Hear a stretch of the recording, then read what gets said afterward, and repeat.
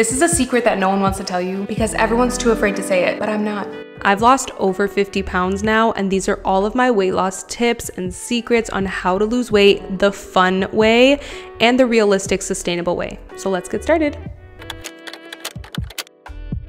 Tip number one, calorie deficit, calorie deficit, calorie deficit. I will say this and drill it into anyone's brain. Why? Because it is not a personal opinion. It is a scientific fact that your body needs to be in a deficit in order to lose weight. Again, this ain't my opinion, this is a fact. Now, that isn't me saying that you need to count calories. That's something different. Some people prefer to count calories, some people prefer not to. But regardless if you count calories or don't count it, your body absolutely 100% needs to be consuming less calories than it burns in order to lose weight. That's just how it works in your body. And it's amazing because when you educate yourself on how the body works on weight loss, you understand it more. It's almost like that saying, when you know better, you do better. When it's easier for you to understand, it all makes sense and it's not as confusing and it kind of goes a lot smoother. So again, this doesn't mean you need to count your calories. Everyone's going to be different. You know, if you have a history with eating disorders, for example, probably don't want to take any advice from me. You might want to do a specialized plan, you know, with a professional. And some people just may prefer not to count calories in general, which is totally okay. But for me, I find like choosing not to count your calories or to not look at your intake, it's very similar. Actually, I think this is a quote from Michael Matthews when I read his book years ago. He said, not counting your calories is like going on a road trip, but not checking how much gas you have in the tank. You're literally going into it blindly. And that is the same thing of not counting your calories when you want to lose weight, because you're just kind of blindly going at it. You're hoping, oh, I hope I'm consuming enough. I hope I'm consuming not too much. So I personally prefer to count my calories, and you don't need to count your calories forever. It's not something you need to do for the rest of your life. I think a lot of people think that too. They're like, it's not sustainable. Listen, you don't need to count calories for the rest of your life. For me, I always recommend just count calories for a month or two. By that point, you're gonna get so good at it. You're gonna be able to recognize your portions. You're gonna be able to guesstimate, but it's gonna be a really good guesstimation because you're just so good at it. You've been doing it for so long. You'll know it like the back of your hand. Do not get obsessive with the calorie counting. It doesn't matter if you're 20 over, 50 over, 100 over. First of all, I don't even go down to the accuracy of like 20 calories. If a meal is, let's say 320, I just round it up to 350 or 300. Like round it up, round it down. You do need to like have a good level of accuracy, but you can be a little loose with it. Don't get so obsessed with it. But yeah, I felt like I had to start off with that because it is important. You could do all of the weight loss hacks and tips in the world, but if you're not in a calorie deficit, you're not gonna lose weight.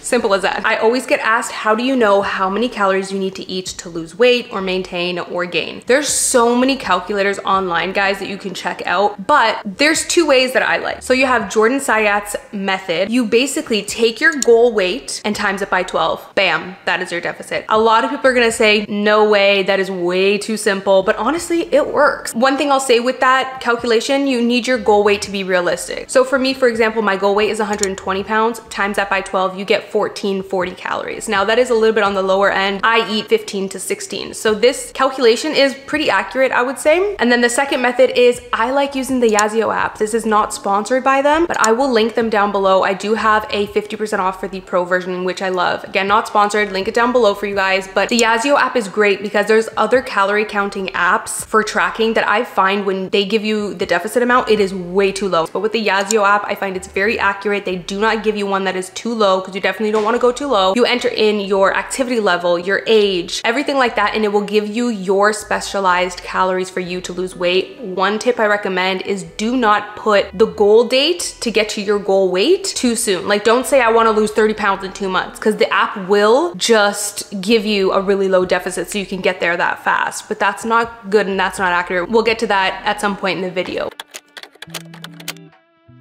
Now, tip number two is something that no one wants to talk about. This is a secret that no one wants to tell you because everyone's too afraid to say it, but I'm not. So I'm gonna tell y'all. Tip number two is matcha. Now I know you're probably like, what? Like how does matcha help with weight loss? Like what are you talking about? I'm gonna get into that in a second. Before we get into why, I just wanna mention, it's very easy when you're drinking other drinks like matcha or coffee or all these other things to lack on your water, and you definitely don't wanna do that. Staying hydrated is super important. So that brings me to today's sponsor, which is Aqua Aquasana. Let me actually show you guys. This is the Aquasana clean water machine, which I have been using for months now. I think I've been using it since November-ish, maybe even before that. Even like the filter in my fridge, I really just don't trust it. With Aquasana clean water machine, I trust that I'm getting clean water. The amazing thing about this is it transforms tap water into clean water instantly, which is incredible. You don't have to wait super long. You get clean water right away. It removes up to 99% of contaminants like lead, mercury, microplastics, pesticides. Especially now that I have Kylo, I want him to have the cleanest water, and I want to know that my toddler is getting clean water. I also love how sleek it is. Like, it just looks good in my kitchen. It's not an eyesore. Basically, all you do is fill it up with your tap water, put it on there, press the button, clean water instantly. It fits up to 300 gallons of water in there, which is amazing. It also keeps all of the important stuff in there, like the calcium, the magnesium, the potassium. I also love how fast it fills up your glass. It fills up like an 8-ounce glass, I would say in roughly 8 seconds, which is amazing because I've had others in the past where you're like standing there for so long waiting for it to fill up. Also, Aquasana offers so many different water filtration systems. They have whole house filtration systems. They have under the sink filtration systems. Definitely check them out. So you guys can get 55% off all of their systems that are over $49, plus you get free shipping too. So you can either scan the QR code, or I'm gonna leave my link down below in the description for you guys to check it out. So why is matcha good for weight loss? No one wants to talk about this because I feel like everyone's afraid to say it. And I was even afraid to say it at one point too, because I don't want y'all to come for me. Do not come for me. I'm gonna make myself very clear when I say this. Matcha is a natural appetite suppressant. Don't come for me.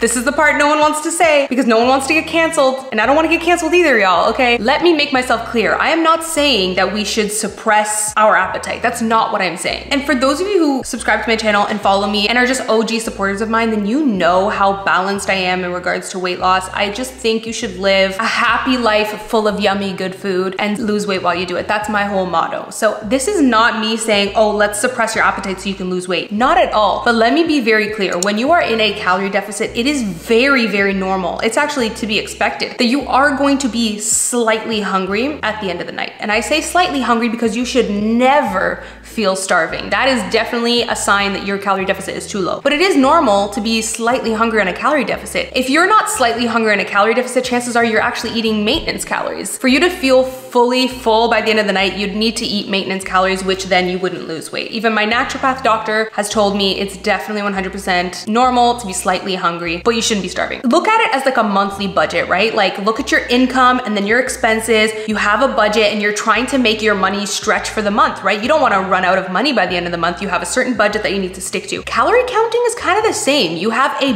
budget daily that you need to stick to, and you don't want to run out of calories too soon. It can be kind of awkward sometimes if you eat up all of your calories by 2 p.m. and then dinner's here and you're like, damn, I'm hungry for dinner, but I only have 200 calories left. You know what I mean? So matcha is something that I use to help me stretch out my calories so I don't use it up too quickly. For example, when I drink matcha, because it is a natural appetite suppressant, it really does help keep you full, especially because I pair it with milk, and milk has healthy fats. When you pair matcha with healthy fats, whew, magical combo right there. I'm telling you, magical combo. You're gonna feel fuller simply because you're getting healthy fats and protein from the milk, but also just because matcha is the natural appetite suppressant. I feel full for at least 3 to 4 hours. So if I drink that in the morning, I don't need to eat breakfast until like 12. I'm not even joking. At that point, it's brunch or lunch. Do you know what I mean? Okay, walking is so underrated when it comes to weight loss. A good 80 to 90% of the calories that your body burns is just from simple everyday activities, walking up the stairs to go grab something, or cooking or cleaning. So adding walking to your daily activities is life-changing. I always lose so much more weight during the spring and summer when I'm walking and getting at least 10K steps.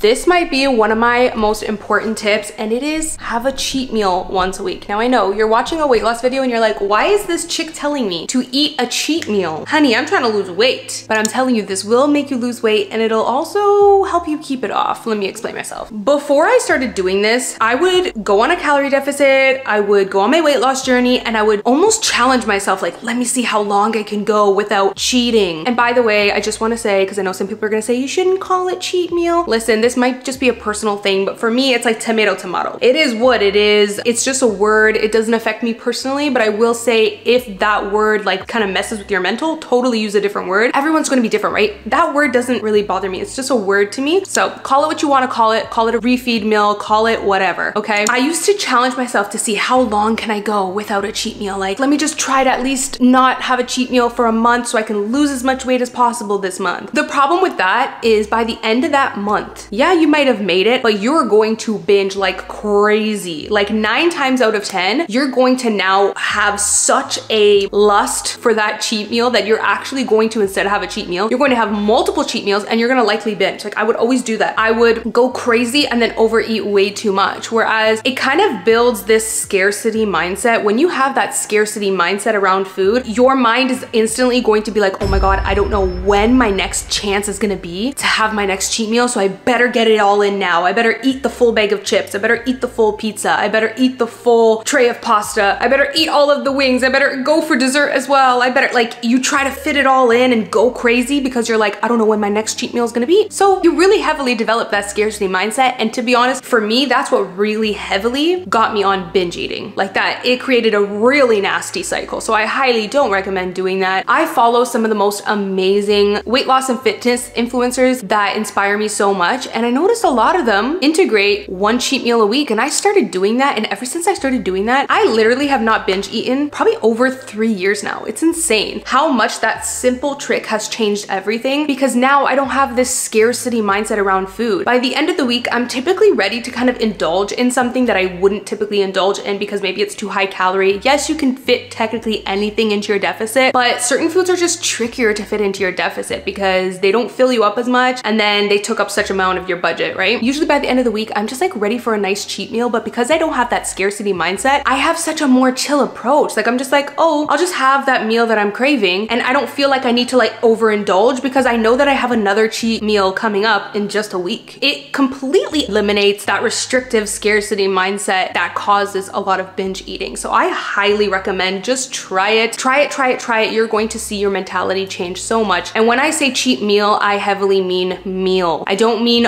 one day of the week that you just go have a complete cheat breakfast, a complete cheat lunch, a complete cheat dinner. No, not the whole day. Because then you're gonna end up consuming like 6,000 calories and eat all of your calorie deficit from the week back. So I'm not saying that, but have one meal, which I typically do dinner. So I typically order takeout or have whatever cheat meal I'm craving on Saturday nights. I just like Saturday nights, but I'm definitely flexible. It depends what I'm doing that week. But yeah, have one cheat meal, not a whole day, meal, and watch your whole mentality change. This actually helped me stick to my weight loss journey too, because it's crazy. After I have the cheat meal, it instantly, like the next day, I'm like so motivated and ready to get back onto my deficit for the week. Do you know what I mean? It gives you like this boost. So throughout the month, you're constantly getting a cheat meal that satisfies any cravings, and then it instantly gives you that boost of motivation to get right back on it for the week. So it's such a good balance rather than restricting for the whole month, having it, binging, and then gaining. Like it's just, yeah, it's so much more of a less restrictive, balanced approach. I will forever be, what's the word I'm looking for? An advocate for one cheat meal a week. Try it, I promise. It's gonna change your life. Not only is protein going to keep you fuller longer, so that alone is going to help you lose weight, but protein helps you, one, maintain muscle during your weight loss journey, and two, can even help you gain muscle during your weight loss journey. And why is muscle good? Because muscle burns calories even when you're just sitting on the couch. You could be sitting on the couch, but because you have more muscle mass, your body will burn more fat. So it's super important to maintain your muscle and even gain muscle if you can by weightlifting throughout your weight loss journey. But protein intake is one of the most important, especially when you are losing weight. Next tip. Find a workout that you enjoy. I get asked all the time, I can't even tell you how many times people ask me like, what's the best workout to lose weight? And I always say, it doesn't matter. It does not matter what the best workout is, because the best workout could be running a mile every single morning. Is that relevant to you if you hate running? No, it's not relevant, because maybe you'll run a mile every morning for a week, and then at the end of that week, you're gonna completely give up on working out altogether. You're gonna just like go full on couch potato mode mode, screw working out, I can't do this, right? You're gonna feel really defeated because you didn't enjoy it. So what the hell does it matter if it's the best workout? And I'm not saying it is, because that's a whole other conversation. Honestly, really and truly, a good 80 to 90% of your weight loss journey comes down to what you're eating. So working out is kind of the last of your worries, honestly. But the best workout to lose weight is the workout that you enjoy, because you're going to continue doing it. You are 100% more likely to continue doing that workout for the rest of your life because you simply enjoy it. For example, if you really love jump roping, jump rope. That is your thing then, because that's what you're going to continue doing. You're going to be able to keep up and it's sustainable for you. It doesn't matter if weightlifting is an amazing workout. Maybe you don't like weightlifting, so don't do it. In the past, I used to try to force myself to do the best workouts, and I noticed I would quit working out altogether after a week or so. The best workout to lose weight is whatever you enjoy doing, because it is important for you to not worry about losing weight now. You want thinking about the future and what is sustainable. Also, I gotta point out, finding a workout you enjoy, that even comes down to the timing. If you only enjoy working out for 5 minutes, only work out for 5 minutes. Like people, there tends to be this general rule that like you should work out for an hour, and if you don't work out for at least an hour, it's not good, right? Who said that? Who said that? Who said that? Who said that?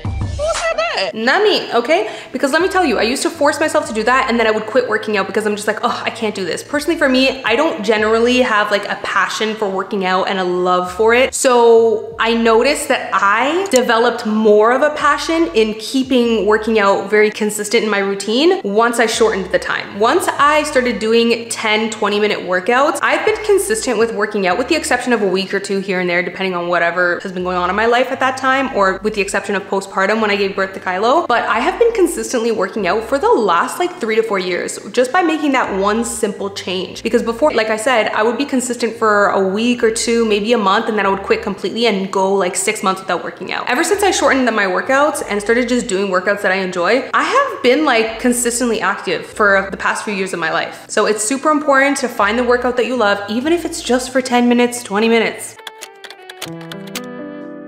Okay, this is one right here that I'm super passionate about, and it is don't give up any of your favorite foods. I don't wanna see any of y'all giving up any of your favorite food. I don't care if your favorite food is pizza, a burger, fried pork, don't give it up. I am serious about it, do not give it up, because if you give up your favorite foods, you're gonna give up losing weight, and I'll tell you why. You're gonna be so consistent for that first month, like I kinda mentioned before, you're gonna be so consistent, and then bam, you're gonna miss your favorite foods, fall off the wagon completely, either gain weight back or just not end up ever reaching your goal. And that's the cycle that a lot of people get on, right? They get super motivated, give up all their favorite foods, lose a little bit of weight, and then bam, gain it all back afterwards because it wasn't sustainable. You have to think about, what can I do for the rest of my life here? And let's be honest, you can't give up pizza for the rest of your life, honey, or whatever your favorite food is. I still eat chocolate every single night. I still have pizza once a week. Don't give up your favorite foods. You can either incorporate it into your deficit and fit it into your budget of calories, or have it on your cheat meal once a week, not once a month, honey, because we don't wait once a month around here. We wait once a week.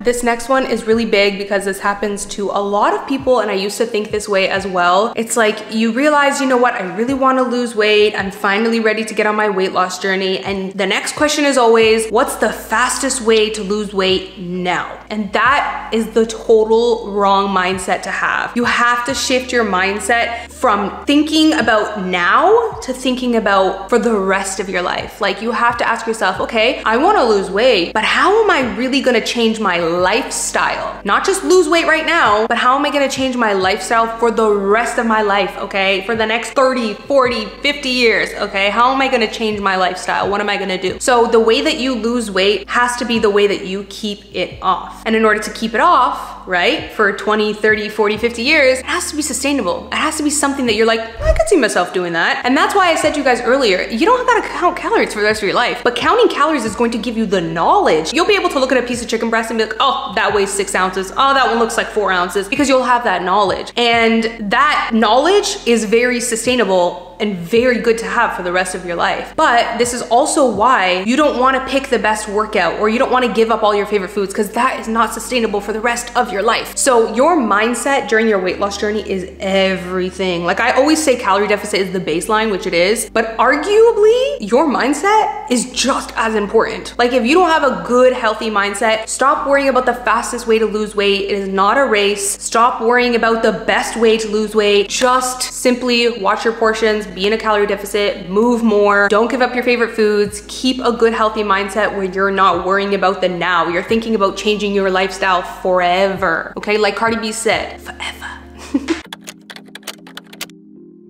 So this next tip right here is not gonna be for everyone, and I'm very cautious of saying it because there's kind of like two sides of it, right? You have people who use the scale as a tool, and then you have people who heavily really are against using scales, and I totally understand why, because honestly, weighing yourself, it can affect a lot of people mentally, which it used to in the past for me too, so I can totally understand, and this is why this tip is very personal. Like, if you hear this tip and you're like, that ain't gonna work for me, I don't have a good relationship with the scale, next, skip over this tip and go to the next one, right? But for me, weighing myself every day, almost every day, has been incredible, okay? And again, this is not gonna be for everyone. So if you're hearing this and you're like, oh no, this ain't for me, honey, I totally understand, because I've been there with that, you know what I mean? And some people just don't do well with the scale, and I can completely understand that. You have to prioritize your mental health first, okay? But for other people like me that are very type A and analytical, let me tell you why I weigh myself almost every day and why it actually helped repair my relationship with the scale. The scale actually used to affect me a lot. I would get on it. It would instantly spark an emotion in me, whether it would be happiness, like, oh my God, I lost weight, or if it would go up, I would feel such a low, right? So the scale for me always meant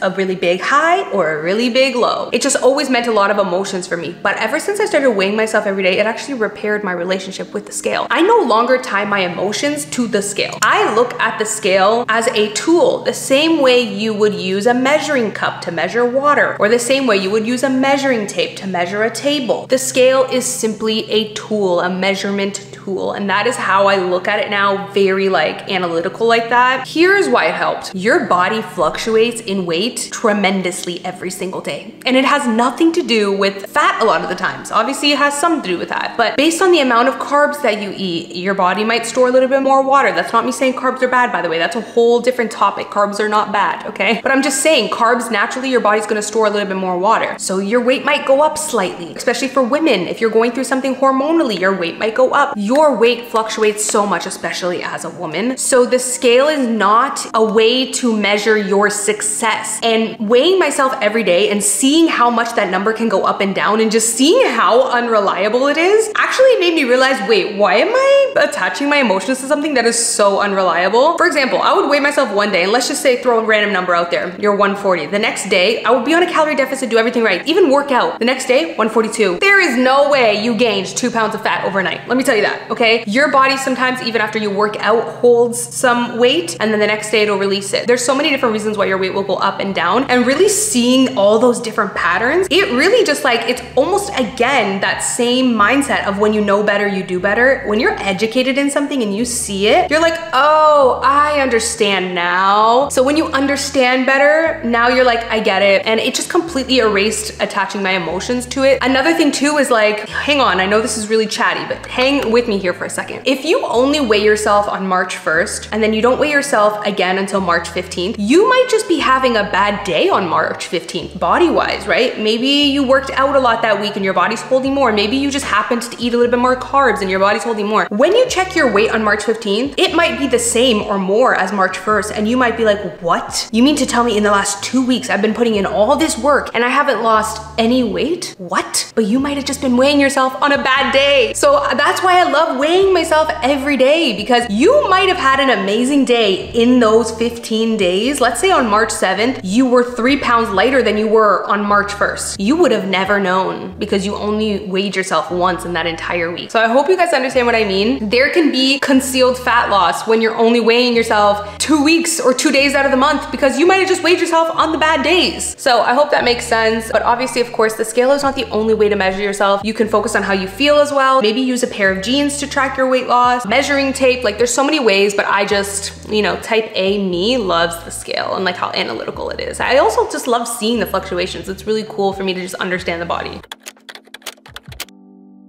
Okay, last tip here. A lot of people don't talk about how much starting your day off with a high protein, high fat breakfast is so important in general for your health, but especially for your weight loss journey. It affects your energy levels a lot. When you start off your breakfast with just a heavy, sugary, carby breakfast, and carbs are not bad at all. I mean, y'all know me, I very much am an advocate for that. Carbs are not bad, but starting your day off with high fat, high protein and balancing out with carbs is so incredibly important. If you start your day off with something very sugary, and this tip is kind of a combination of both, it also just goes into limiting your added sugar intake. If you're consuming a lot of added sugars, then you're consuming calories that are not filling you up, they're not keeping you satisfied, they're not adding to any nutrition, and it's also very high calories. So it's like you're using up a lot of your calorie budget for something that's not even going to give you that full satiated feeling. Also, starting your day off with a breakfast that's very high in sugar or high carb and is not balanced off with protein or fat is going to spike your glucose levels right away in the morning. And that's the last thing you want. You're gonna notice that your energy levels throughout the day are way lower than when you have a high fat, high protein breakfast. I've done that in the past and it's amazing. Like, try it out yourself and you will see how much your energy levels are affected. And when your energy levels are affected, chances are you're not gonna wanna work out. Chances are you're not going to want to stick to your deficit because you're just gonna feel so like down and it just makes it harder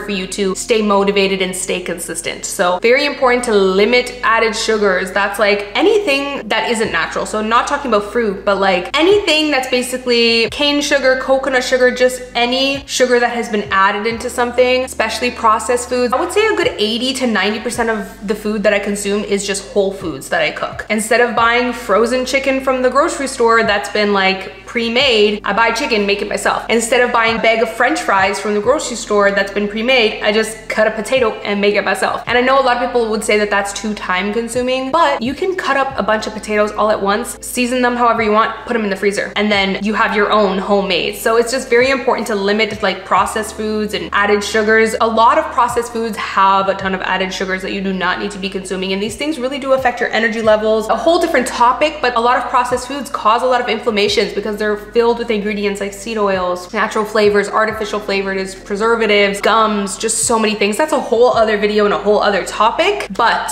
the best thing for you is going to be, so this is like a bit of a combination tip, but starting your day off high protein, high fat breakfast and limiting added sugars and processed foods.